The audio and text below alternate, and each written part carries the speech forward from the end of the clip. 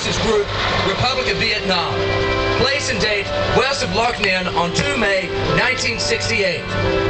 Entered service at Houston, Texas, June 1955. Date and place of birth, 5 August 1935, DeWitt County, Cuero, Texas.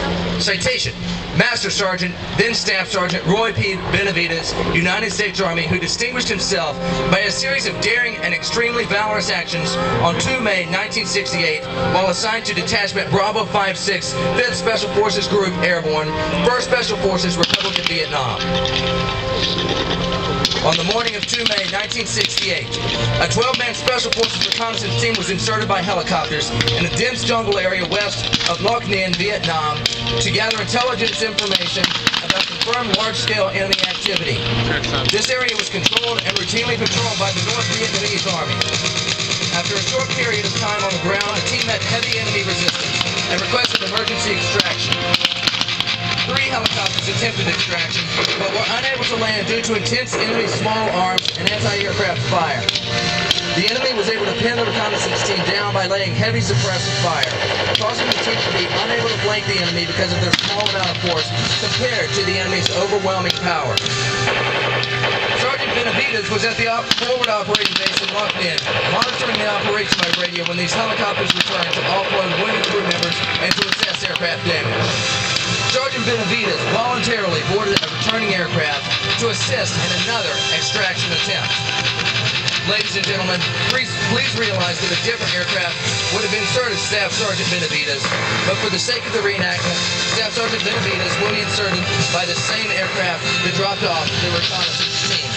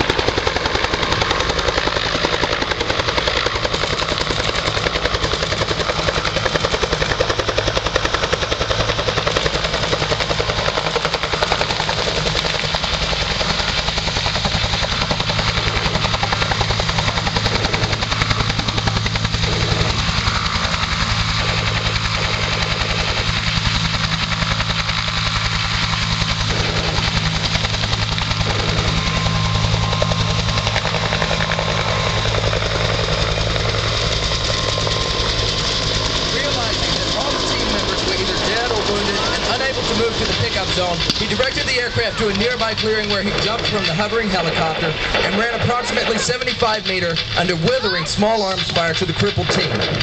Prior to reaching the team's position, he was wounded in his right leg, face, and head. Despite these painful injuries, he took charge, repositioning the team members and directing their fire to facilitate the landing of an extraction aircraft and the loading of wounded and dead team members. With infrared smoke canisters to direct the aircraft to the team's position. Despite his severe wounds and under intense enemy fire, he carried and dragged half of the wounded team members to the awaiting aircraft. He then provided protective fire by running alongside the aircraft as it moved to pick up the remaining team members.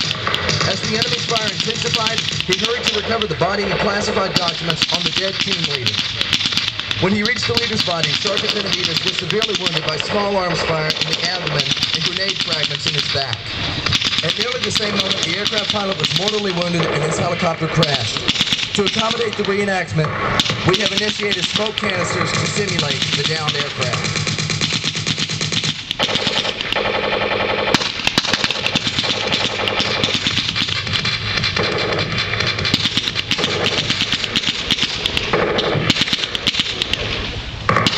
Although in extremely critical condition due to his multiple wounds, Sergeant Benavides secured the classified documents and made his way back to the wreckage, where he aided the wounded out of the overturned aircraft and gathered the stunned survivors into a defensive perimeter. Under increasing enemy automatic weapons and grenade fire, he moved around the perimeter, distributing water and ammunition to his weary men, reinstilling in them a will to live and fight. Facing a buildup of enemy opposition with a beleaguered team, Sergeant Benavides mustered his strength, began calling in tactical airstrikes and directed the fire from supporting gunships to suppress the enemy's fire and so permit another extraction attempt. Broken arrow!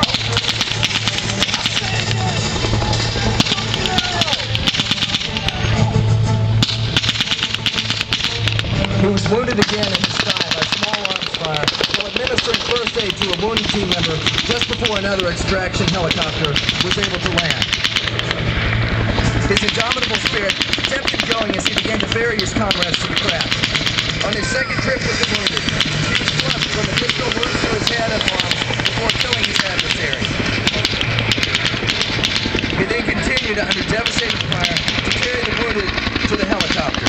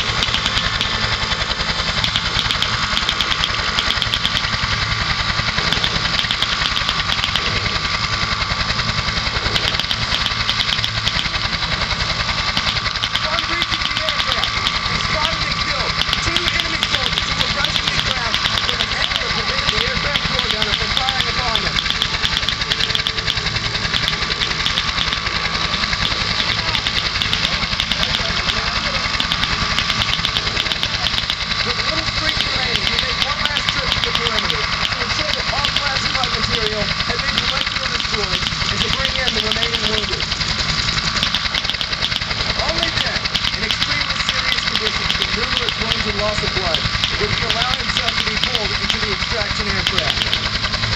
Sergeant Benavides' gallant choice to join voluntarily his comrades, who were in critical straits, to expose himself constantly to withering enemy fire, and his refusal to be shot by numerous victims saved the lives of at least 8 men.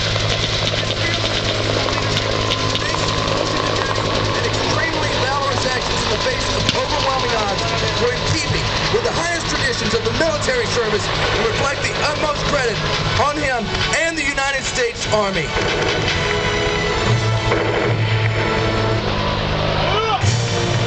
In February 1981, President Reagan awarded Master Sergeant Benavides the Medal of Honor. Master Sergeant Benavides died in El Campo, Texas on 28 November 1998. Ladies and gentlemen, on behalf of College of the Ozarks Army ROTC Mighty Bobcats, thank you for joining us this Veterans Day afternoon. We want to say thanks to the college for allowing us the opportunity to conduct the reenactment. Please feel free to stick around and talk with any of the cadets or cadre here, and we invite you to our sunrise ceremony at 7 o'clock tomorrow morning at the flagpole outside the chapel. Once again, thank you for coming and have a great day.